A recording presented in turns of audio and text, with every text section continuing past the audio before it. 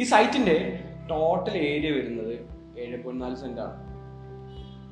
നീളത്തിൽ കിടക്കുന്ന ഒരു 7.4 സെന്റ് പ്ലോട്ട് നമുക്ക് വീട് കൺസ്ട്രക്ട് ചെയ്യാനായിട്ട് അവൈലബിൾ ആണ്. റോഡ് പോകുന്നത് കിഴക്ക് ഭാഗത്തൂടെയാണ്. അപ്പോൾ വീട് ഫേസ് ചെയ്യാൻ പോകുന്നത് കിഴക്ക് ഭാഗത്തേക്കാണ്. അതൊരു അഡ്വാൻറ്റേജ് ആണല്ലോ, കിഴക്ക് ഭാഗത്തേക്ക് ഫേസ് ചെയ്യുന്ന വീട് എന്ന് പറയുന്നത്.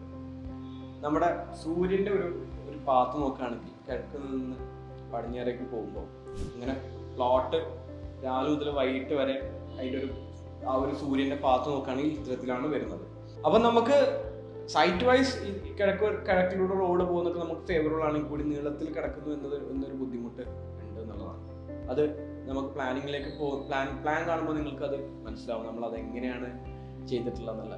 എന്തായാലും നമുക്ക് ഒരു നോർത്ത് വെസ്റ്റ് കോർണർ ആയിട്ടാണ് നമ്മൾ കിച്ചൺ കൊടുത്തിട്ടുള്ളത്.